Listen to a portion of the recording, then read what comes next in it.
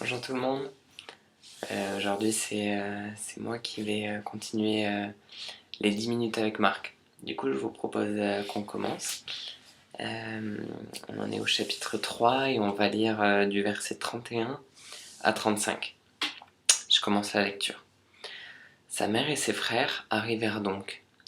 Ils se tenaient dehors et l'envoyèrent appeler. La foule était assise autour de lui et on lui dit: Voici ta mère et tes frères et sœurs sont dehors et te cherchent. Il répondit: Qui est ma mère et qui sont mes frères? Puis il promena le regard sur ceux qui étaient assis tout autour de lui et dit: Voici ma mère et mes frères. En effet, celui qui fait la volonté de Dieu, celui-là est mon frère, ma sœur et ma mère. Donc on peut voir dans ce passage que Jésus il est dans une maison et il y a une foule autour de lui qui est assise à l'écouter. Et Jésus les enseigne et sa famille arrive. On peut lire juste avant qu'ils sont un peu... ils comprennent pas trop ce que fait Jésus. Et du coup, ils ont l'impression qu'il a perdu la raison, qu'il est un peu fou. Et du coup, ils veulent le récupérer pour lui faire retrouver ses esprits. Et du coup, ils peuvent pas rentrer dans la maison pour accéder à Jésus. Ils l'envoient chercher. Et Jésus, il dit quelque chose d'un peu choquant. Et voilà. Du coup, je vous propose de voir deux points sur ce passage pour essayer d'un peu plus le comprendre. Et le premier point, c'est de relever un peu l'aspect choquant du passage. Parce qu'on peut avoir l'impression, et moi c'était ma première impression, que Jésus il renie un peu sa famille. Et on peut se demander si Jésus effectivement les envoie balader. Et la réponse est bien sûr non. Mais Jésus, il utilise souvent des situations naturelles pour donner un enseignement spirituel. Et ça, c'est vraiment mon premier point. Et du coup, dans ce passage, on a trois acteurs. Il y a Jésus, il y a la foule et il y a la famille. Et selon le point de vue qu'on prend dans cette situation, ben, on ne va pas comprendre la situation de la même manière. Si on prend d'un point de vue naturel, une vision naturelle du passage, il y a Jésus, qui est le fils de Marie, qui est le frère de ses frères. Il y a la foule, qui sont eux de parfaits inconnus. Et il y a la famille de Jésus, du coup ses frères, ses sœurs et sa mère. Et, euh, et là, du coup, ça devient choquant. On se dit, mais pourquoi Jésus il place des inconnus avant sa famille? Et du coup, là, on ne comprend pas. Et Jésus, il donne une autre vision de ce passage. Il donne une vision spirituelle. Et du coup, Jésus, c'est plus le fils ou le frère de sa famille, mais ça devient le fils de Dieu. Sa famille, par contre, c'est plus vraiment sa famille, mais ça devient des personnes qui n'ont pas encore compris que Jésus c'est le Fils de Dieu. Et du coup, ils sont encore en recherche. Et la foule, c'était des inconnus. Et Jésus, il les place différemment. Il leur dit, ben regardez, vous m'écoutez et vous faites ma volonté. Alors vous êtes mes frères, vous êtes mes sœurs. Et, euh, et vous êtes adoptés du coup par Dieu. Et du coup, ce point de vue-là, il change énormément la situation. Et du coup, c'est un encouragement pour nous. Parfois, les enseignements de Jésus, ils sont choquants, et on se dit, mais what? Enfin, qu'est-ce qui se passe? Et en fait, il a un enseignement spirituel à nous donner. Et souvent, les choses spirituelles, elles nous sont voilées. Nous, on voit naturellement.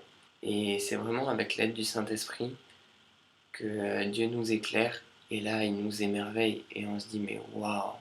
Et en fait, c'est avec cette vue-là, cette vue spirituelle, qu'on était des inconnus et qu'on devient des fils et des filles de Dieu. Ça, c'était mon premier point. Je vous propose du coup qu'on passe au deuxième point. Et pour ce deuxième point, on peut approfondir le premier. C'est-à-dire qu'on va rechercher quelle réalité spirituelle Jésus essaye de mettre en lumière dans le passage. Et je pense qu'on a un élément de réponse au verset 35 qui dit En effet, celui qui fait la volonté de Dieu, celui-là est mon frère, ma sœur, ma mère. Et en fait, je pense que c'est hyper important de savoir quelle est la volonté de Dieu dans nos vies. On peut lire dans Romains 8, au verset 29. En effet, ceux qu'il a connus d'avance, il les a aussi prédestinés à devenir conformes à l'image de son Fils, afin que celui-ci soit le premier-né d'un grand nombre de frères. Ceux qu'il a prédestinés, il les a aussi appelés. Ceux qu'il a appelés, il les a aussi déclarés justes.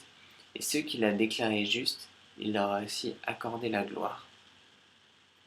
Et peut-être que la volonté de Dieu, c'est d'abord de savoir qui on est. Et c'est un peu ce que Nicolas nous disait dimanche, de mettre un temps à part pour se retrouver et pour savoir qui on est en lui. Et alors, on pourra aller à l'attaque. Et alors, on pourra faire la volonté pratique de Dieu. Mais le premier point, c'est peut-être de savoir qui on est pour pouvoir tenir ferme contre l'ennemi. Et Satan, il va avoir des mensonges à nous... Il va nous mentir. Et c'est important qu'on sache lui répondre en étant bien ancré dans qui nous sommes. Et s'il nous dit qu'on est orphelin, on peut lui dire bah non, je suis fils de Dieu, je suis frère de Jésus. S'il nous dit qu'on est pécheur, on peut lui dire bah non, je suis justifié, c'est ce que dit Romains 8. Et s'il nous dit qu'on est abandonné de Dieu, regarde tout ce qui t'arrive, tu es abandonné. Ben non, il leur a aussi accordé la gloire. C'est Dieu qui dit ça dans sa parole. Et voilà, du coup, la volonté de Dieu, peut-être le premier élément de réponse, c'est savoir qui je suis. Et une fois que je sais qui je suis, ben, j'ai vraiment envie de suivre Jésus et d'être comme lui. Et ça nous amène à un aspect un peu plus pratique. Qu'est-ce que je fais? Qu'est-ce que je dois faire? C'est quoi la volonté de Dieu pour ma vie? On a la même histoire dans Luc, le troisième évangile, Luc 8, et je lis juste un verset, au verset 21, c'est Jésus qui dit « Ma mère et mes frères, ce sont ceux qui écoutent la parole de Dieu et qui la mettent en pratique. » La volonté de Dieu, ben, on va d'abord la trouver dans la Bible. Et la Bible, c'est un peu une ligne directrice qui va nous mener vers lui et qui va nous amener plus à sa ressemblance, à la ressemblance de Jésus. Et il y a énormément de choses pratiques qu'on peut retrouver dans la Bible. Et peut-être ça peut paraître un peu assommant, on se dit « Waouh, mais moi j'arriverais pas à faire tout ça ». Et c'est vrai. Et ça, c'est un sujet qui m'a pas mal marqué. En arrivant à Montpellier, je me suis dit, mais purée, il y a tellement de choses à faire. Il y a tellement d'associations à laquelle je peux m'intégrer. Euh, il y a tellement de services dans l'église. Et quelle est la volonté de Dieu pour moi? Qu'est-ce qu'il veut que je fasse? Et je trouve que c'est pas évident, mais dans la prière, avec le Saint-Esprit, on trouve un peu des réponses. Et ce que Dieu nous demande de faire à nous personnellement. Voilà, et j'aimerais juste conclure en vous laissant ce verset sur votre cœur. C'est le verset 34. Puis il promena le regard sur ceux qui étaient assis tout autour de lui et dit « Voici ma mère et mes frères. » Et voilà, j'aimerais que ce petit moment, il vous laisse sur votre cœur ce regard de Jésus qui vous voit et qui vous dit bah, « Toi, t'es mon frère, toi, t'es ma sœur, et je t'aime. » Et je trouve que c'est tellement encourageant pour continuer de vivre notre vie avec lui. Voilà, merci beaucoup.